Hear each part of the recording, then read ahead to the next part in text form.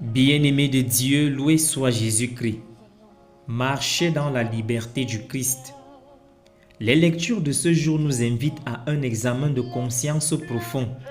Où cherchons-nous vraiment notre liberté?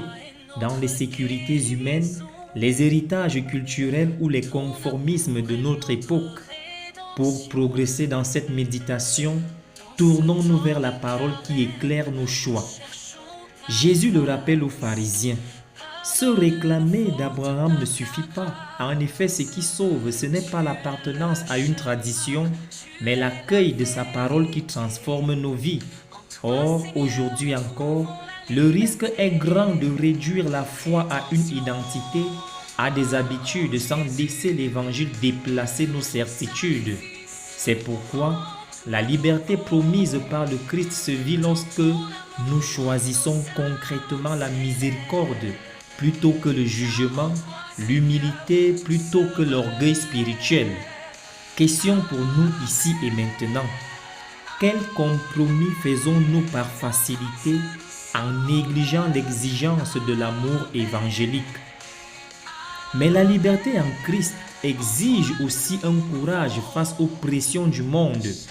Sidrac, Misac et Abdenago refusent de plier le genou devant l'idole malgré la menace de mort.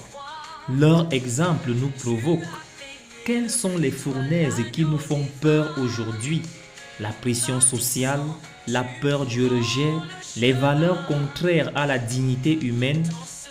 Souvenons-nous que leur fidélité rappelle que Dieu ne nous abandonne jamais quand nous choisissons sa vérité, même au prix de la croix. Quelle est l'idole? Pouvoir, argent, indifférence à laquelle je dois résister avec plus de fermeté. Toutefois, cette liberté se nourrit d'une relation vivante avec Dieu. Si vous demeurez dans ma parole, vous êtes vraiment mes disciples, nous dit le Christ. Précisons que demeurer, ce n'est pas écouter de manière passive, mais c'est une mise en pratique. Autrement dit, c'est laisser l'évangile éclairer nos choix, nos paroles et nos relations. Ainsi, la liberté chrétienne n'est pas l'absence de contraintes, mais la capacité de choisir le bien guidé par l'Esprit. Il s'agit donc pour nous aujourd'hui de prendre quotidiennement du temps pour méditer la parole de Dieu, non pas faire une lecture passive, mais pour y discerner un appel à changer. Bien-aimés de Dieu, le Christ nous offre une liberté qui n'exclut ni les combats ni les renoncements, mais une liberté qui donne la paix profonde de ceux qui marchent dans la vérité.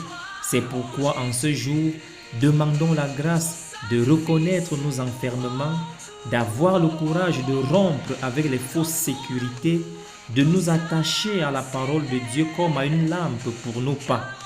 Que la Vierge Marie, qui a accueilli la parole sans réserve, nous guide sur ce chemin de liberté vraie.